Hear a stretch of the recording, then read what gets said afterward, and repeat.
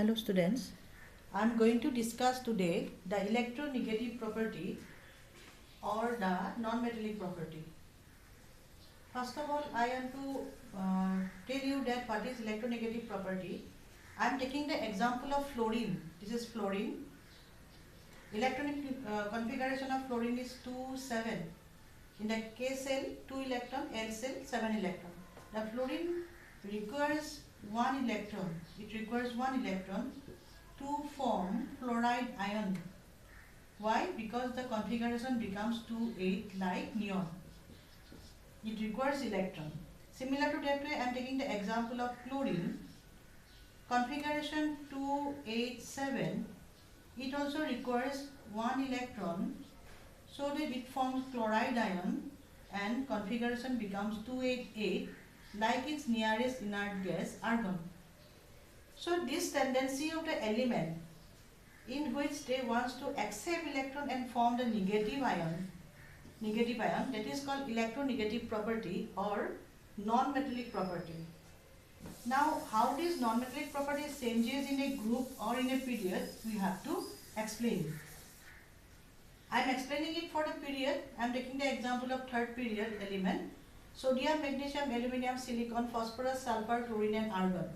These are the atomic number 11, 12, 13, 14, 15, 16, 17, 18. Now these are the electronic configuration 281, 282, 283, 284, 285, 286, 287, 288 respectively for the elements from left to right in this particular period. You have seen for the argon it is completely filled outermost shell. Now we have to explain how the non-metallic property or the electronegative property, or we may say that tendency of formation of negative ion increases or decreases in this particular period. Now you see these first three elements are metal. Their tendency is to accept electron, not the their tendency is to gain not the gain electron. Instead of that, they wants to donate electron, so they are electropositive. We cannot consider them. So silicon is metalloid. It shows the behavior of both metal and non-metal. Now these three are phosphorus, sulfur, chlorine are the non-metal. I will explain how the electronegative property or metallic property changes for this phosphorus, sulfur and chlorine.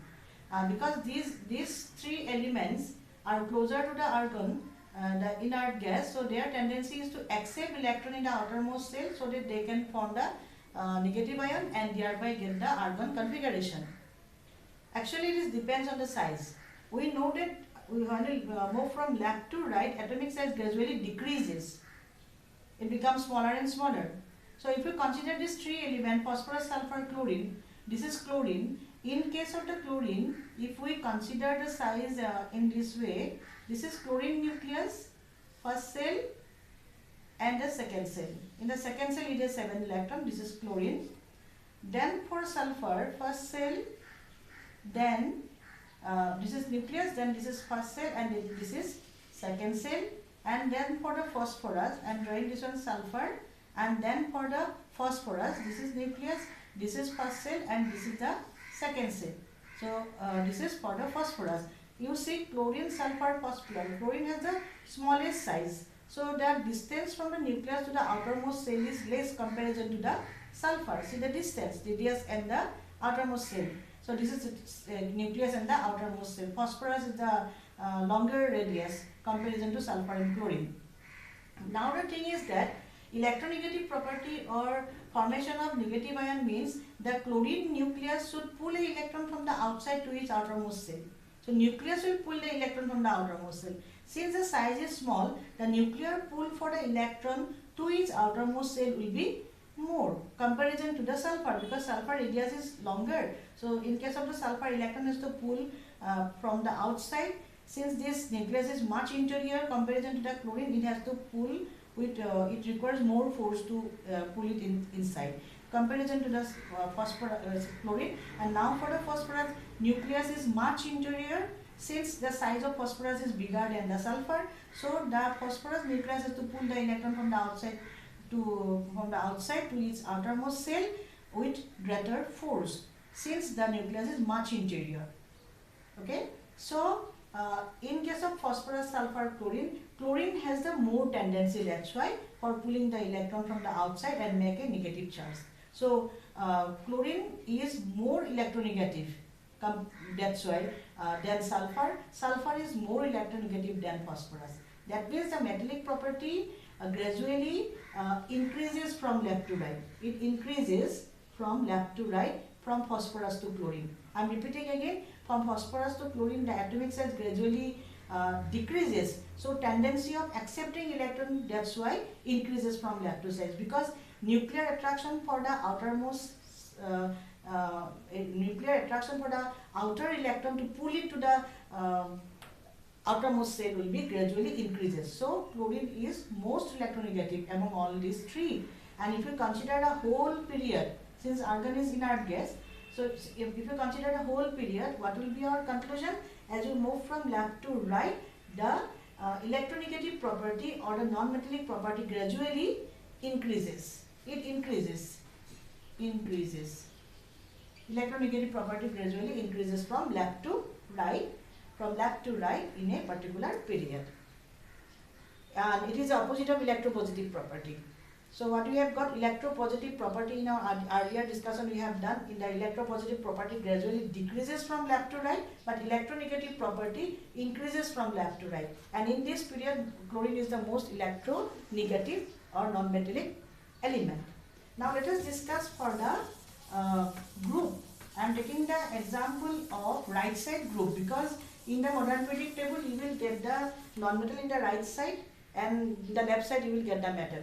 So if you take the group of halogen, that is 17 group, we have the element fluorine, chlorine, bromine, iodine. You know that the size increases.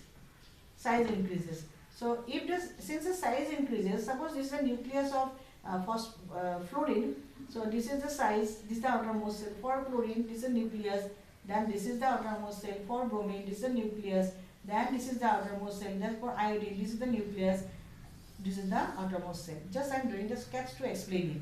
So this is the nucleus for fluorine, and the nucleus should pull one electron from the outside to its outermost cell.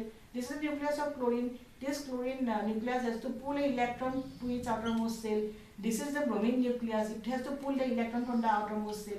Now you see, since the size is the smallest among all these for the fluorine, so fluorine can easily pull the electron to its outermost cell from the outside. So it can form easily the negative ion, or you may say fluorine has more tendency for the formation of negative ion, because it can pull easily since its size is small. So configuration of fluorine is K2L8.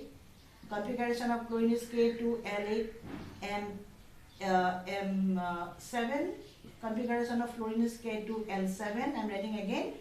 Chlorine is K2L8 M7. This way, as you move from top to bottom, the cell number increases, so the size increases. Since the size increases, nuclear pull for the outer electron from outside, from any other neighboring atom, it has to pull the electron to make negative charge. So since the size gradually increases from top to bottom, the nuclear attraction for the outer electron to bring it to its outermost cell will be gradually decreases. That means electronegative property gradually decreases from top to the bottom.